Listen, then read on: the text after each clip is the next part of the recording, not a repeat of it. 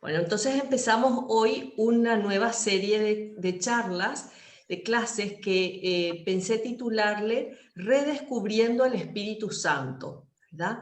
Porque todas sabemos, tanto las que están ahora escuchando como las que escucharán después el video, sabemos de la existencia del Espíritu Santo, ¿verdad? Le conocemos relativamente, porque la verdad que siempre uno le puede conocer más y es lo que vamos a intentar.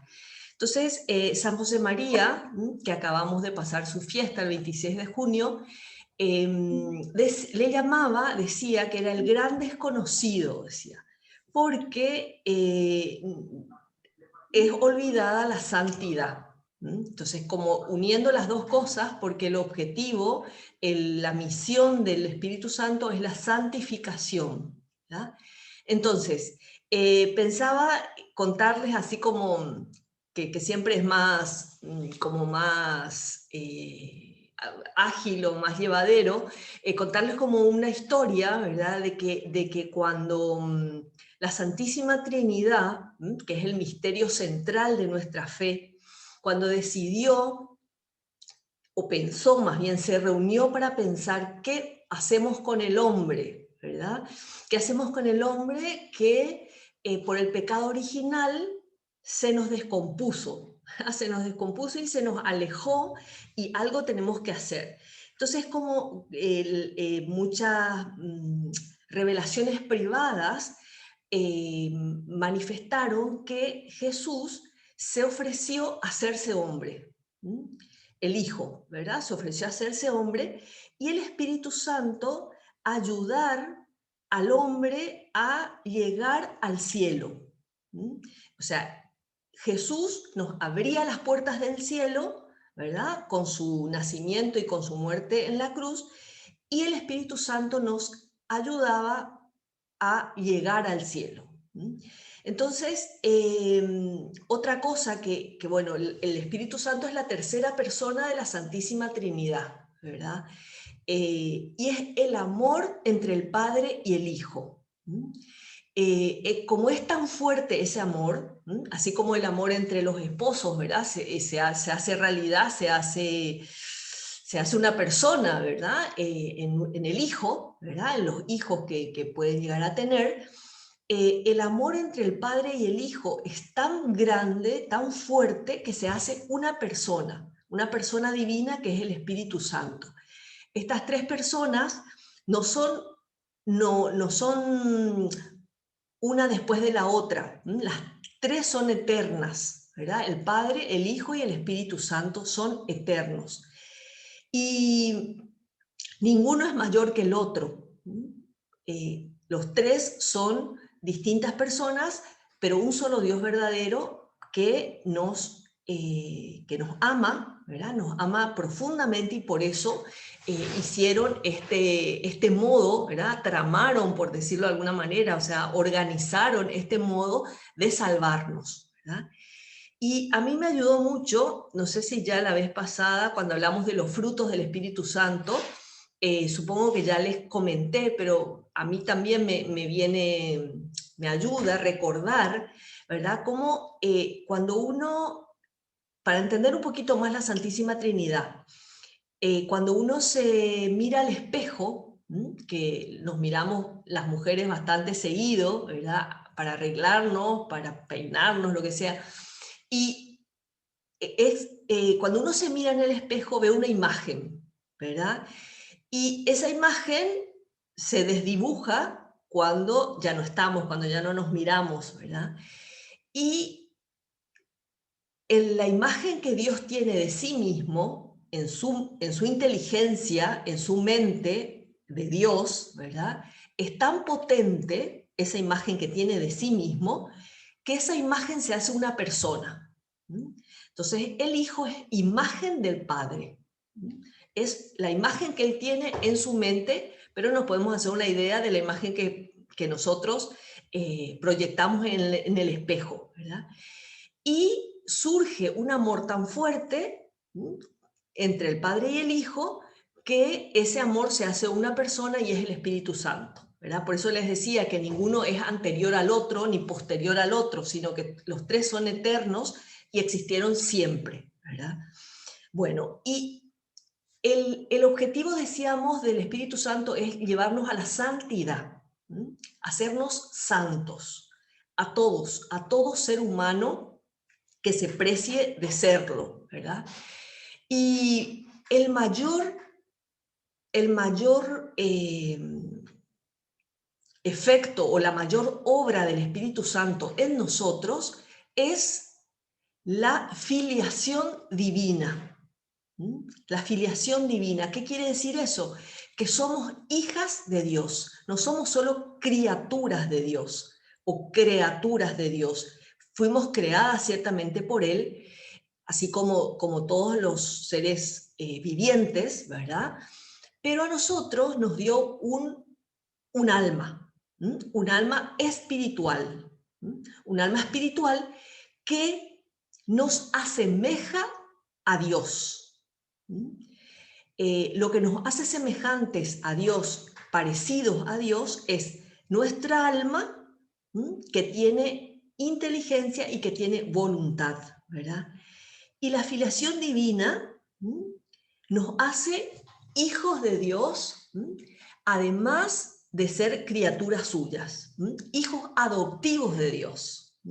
Decíamos ya, me parece, ya no sé más a qué grupo le digo las cosas, pero con el riesgo de repetirme, les recuerdo, ¿verdad?, que la adopción en la vida humana es limitada, ¿verdad? Una persona, un matrimonio, adopta a un niño y le puede dar todo su amor, todos los bienes posibles, pero no le puede dar su sangre, ¿verdad? No le puede dar su mismo ser, ¿verdad? No es de la familia finalmente, es como si fuera, ¿verdad?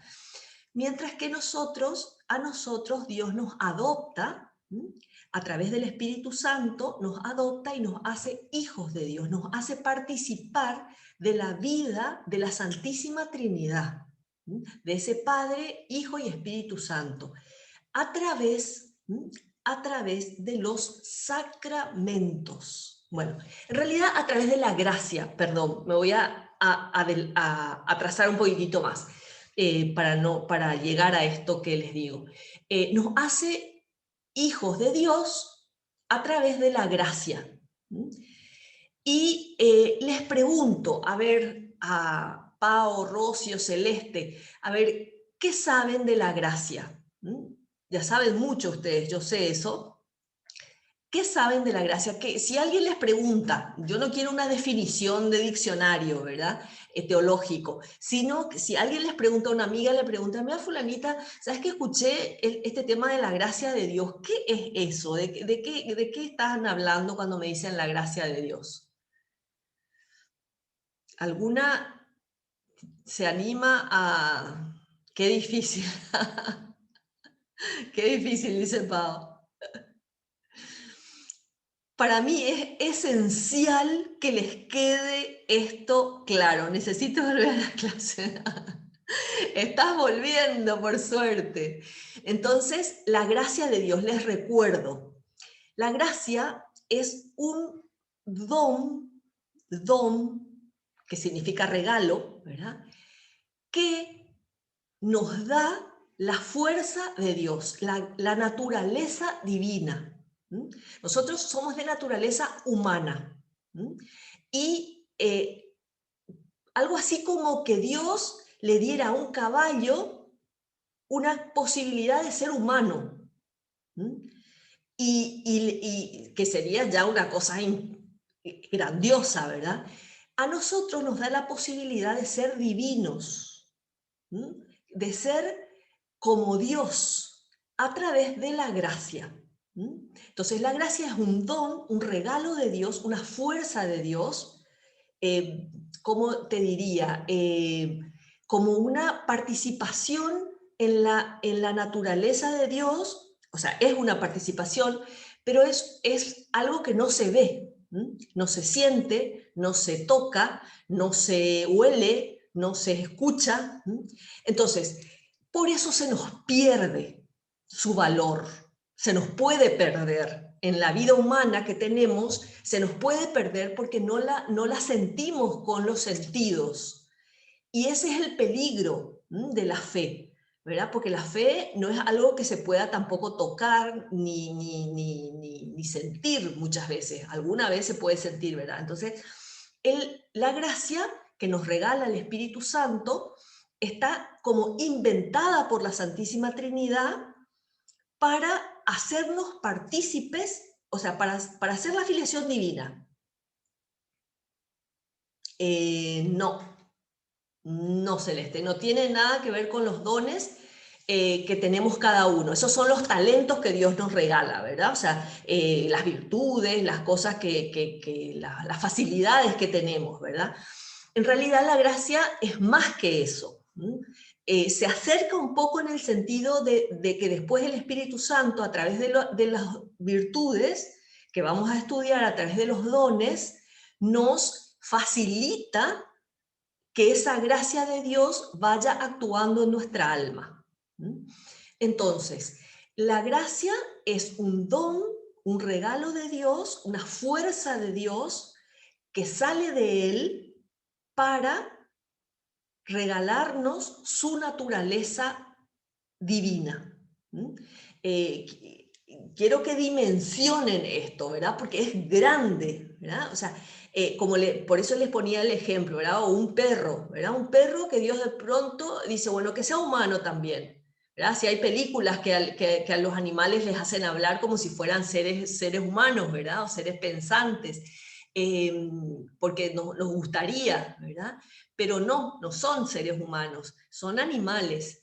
Entonces, nosotros somos seres humanos, no somos dioses, pero Dios nos diviniza porque nos ama infinitamente y nos quiere hacer semejantes a Él, ¿verdad? Entonces, esa semejanza va creciendo en la medida que crecemos en gracia de Dios, ¿verdad? En la medida que aumenta, así como cuando tomamos agua, ¿verdad? Que nuestro cuerpo es 90, 80, 70, no sé qué porcentaje, pero un altísimo porcentaje de agua, ¿verdad? Así como tomamos agua, nos vamos llenando de eso, ¿verdad? Entonces la gracia de Dios se va acumulando, nos va haciendo divinos a los ojos de Dios. Otra pregunta para que no se me duerman. ¿Cómo se pierde la gracia de Dios? ¿Se acuerdan más o menos, les suena eso? ¿Cómo se pierde? O para ser más positivos, ¿cómo se adquiere la gracia de Dios? Antes que cómo se pierde.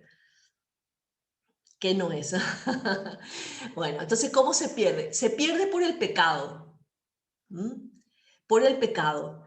Se adquiere a través de los sacramentos. Entonces, el Espíritu Santo es el encargado de convertir el agua que se le derrama al bebé o a la persona una vez que se bautiza, convierte el agua en gracia de Dios. Y esa agua limpia al niño, o sea, como que hace las veces, imita la limpieza del cuerpo porque limpia el alma.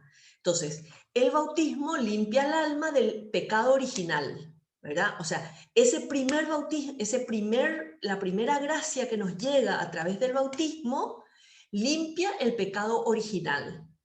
Y todos los demás sacramentos ya se reciben, salvo la confesión, todos los demás sacramentos se reciben en gracia de Dios, sin pecado, ¿verdad? El matrimonio, la Eucaristía, que es otro curso que pienso hacer posterior a el de los sacramentos, ¿verdad? Estudiar cada uno de los sacramentos. Bueno, entonces el Espíritu Santo convierte el agua en la gracia de Dios que convierte al ser humano, al niño, normalmente, en hijo de Dios. De criatura, de ahí la gran importancia que tiene el bautismo en los niños, ¿verdad? En el ser humano, porque borra el pecado original y convierte a la criatura en hijo de Dios. A partir de ese momento, pasa a ser hijo de Dios, pasa a ser heredero del cielo, que es nuestra meta, ¿verdad? Bueno, entonces se pierde con el pecado. El pecado rompe la unión con Dios, si es pecado grave, el pecado mortal que le llamamos, ¿verdad? El pecado mortal rompe la relación con Dios de la persona y ahí se pierde la gracia, que se recupera por la misericordia de Dios que nos dejó la confesión, el sacramento de la confesión, para poder recuperar esa gracia, ¿no?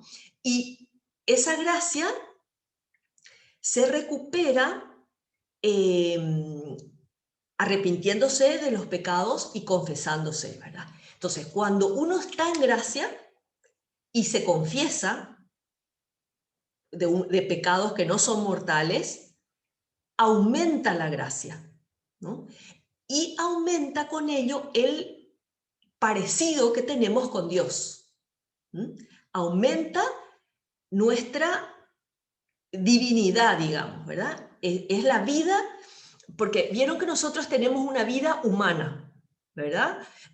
Pensamos, hacemos, decimos, actuamos, vamos, hacemos mil cosas, ¿verdad? Pero la vida sobrenatural, que está por encima de la naturaleza, la tenemos que hacer con la gracia. La podemos hacer con la gracia. Entonces, ahí está. En la confesión, ¿qué es lo que hace el Espíritu Santo en la confesión? Convierte las palabras del sacerdote, ¿verdad? Yo te perdono en el nombre del Padre, del Hijo y del Espíritu Santo, convierte en la gracia de Dios, ¿no?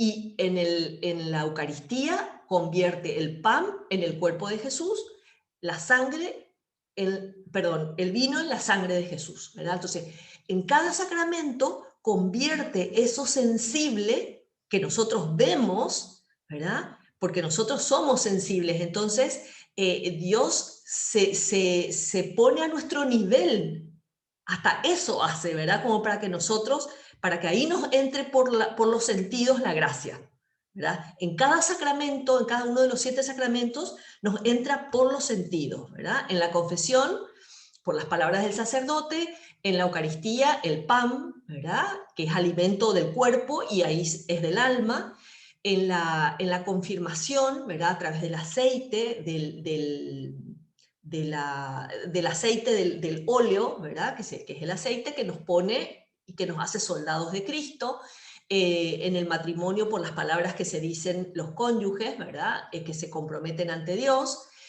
y el sacerdocio, ¿verdad? Que el hombre se compromete a ser otro Cristo, a ser mediador entre Dios y los hombres, y que con las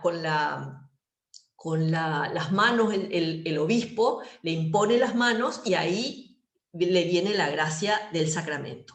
Bueno, entonces, por eso dijimos que el Espíritu Santo es el santificador, porque nos manda, o sea, Cristo es el modelo y el Espíritu Santo es el modelador.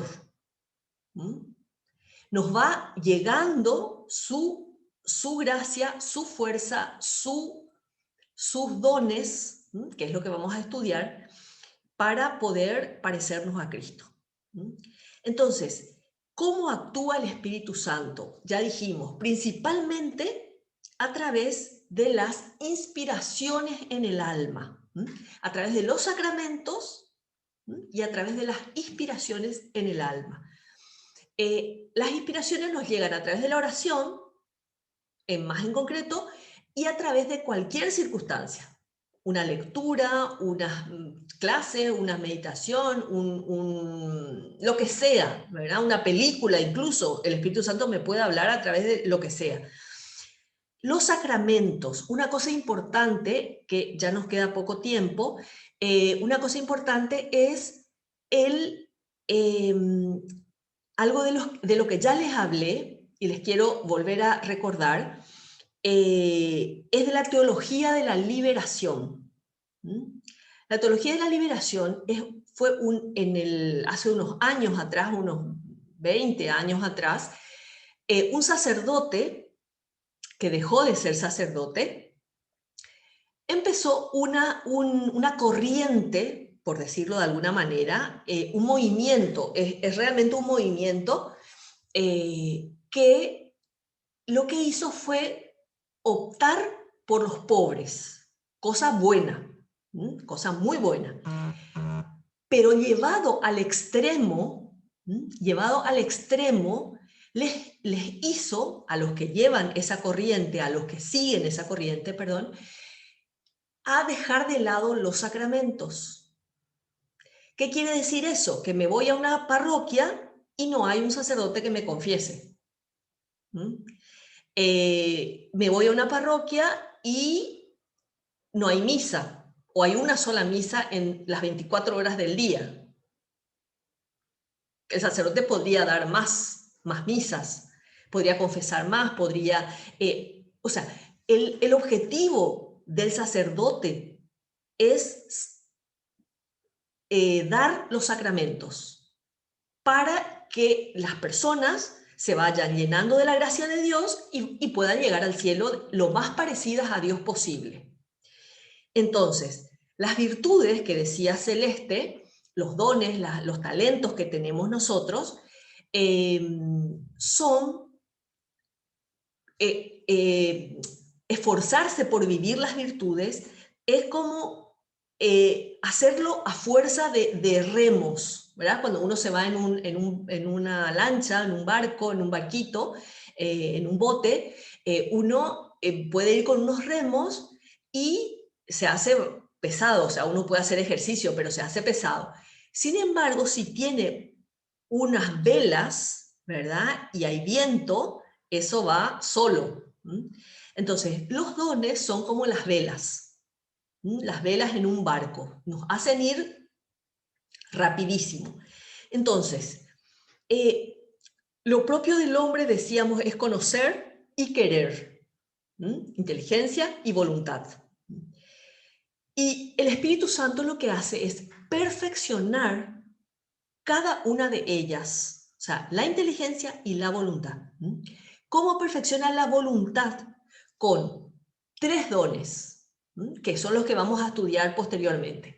Temor de Dios, fortaleza y piedad. Son los 3 dones con los que perfecciona la voluntad. Y 4 con los que perfecciona la inteligencia, que son la sabiduría, el entendimiento, la ciencia y el consejo. Esos son los dones del Espíritu Santo, ¿verdad? Que le da a nuestra voluntad y a nuestra inteligencia para que capte mejor esas insinuaciones o esas inspiraciones que nos da al alma. Entonces, 2 ideas más para terminar. 3 etapas tiene nuestra santidad. La primera es huir del pecado. Esa es la primera etapa. La segunda etapa es la etapa de tender hacia el bien, buscar el bien, a querer hacer el bien, habiendo ya luchado contra el pecado, y uno sigue luchando contra el pecado. Y la tercera etapa es amar a Dios y gozar de la paz o sea, gozar de Dios. O sea, hallar en Dios el gozo y la paz, sería. Y entonces, tenemos que, por un lado, también ver por dónde andamos nosotras, ¿verdad? De hecho, que las etapas no es que sean estancos, ¿verdad? No están separadísimas, sino que se van mezclando. Y siempre la iniciativa es de Dios. Dios es el que nos da cuando quiere, siempre que si nosotros le pedimos, con mucha más razón, nos lo da, nos da esos dones. Por eso que es tan importante saber de esto para pedirle a Dios y para servirse, ¿verdad?, de esos beneficios. ¿Y cómo tratar al Espíritu Santo? Les voy a pasar en el grupo una oración que es preciosa, que la compuso San José María. Creo que en Pentecostés, alrededor de la fiesta de Pentecostés les pasé ya, pero les voy a volver a pasar para que la tengan y la puedan aprender de memoria. Yo les animo a que estudien esa oración y la aprendan, porque lo primero para tratar al Espíritu Santo es agradecerle. Porque cuando nos agradecen, estamos como más obligados o como nos sentimos más obligados a darle, a darle a esa persona lo que ya le dimos o lo que nos pide, ¿verdad? Después está el alabanza, el agradecimiento, la alabanza, ¿verdad? Alabanza porque es Dios. Adoración y alabanza. Eh, por eso está la oración, ¿verdad? La oración en la que le alabamos, le pedimos, esa oración es como muy completa porque le dice todo, ¿verdad? Le dice todo esto que les digo acá. Y lo tercero, para tratar al Espíritu Santo, es escucharle. Escucharle siendo dóciles a su acción. Entonces, todo esto es importantísimo, ¿verdad? Importantísimo que cada una lo procese, ¿verdad? Esa gracia que se le quede grabado, ¿verdad?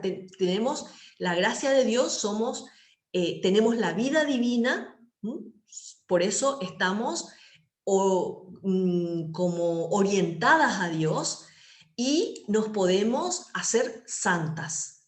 De ahí la necesidad de la gracia, ¿verdad? Y de ahí la posibilidad de ser santas. Porque tenemos la gracia, Dios nos ayuda y Él quiere eso para nosotras. ¿Está? Bueno, chicas, ¿alguna duda, alguna pregunta, alguna cosa, algún comentario?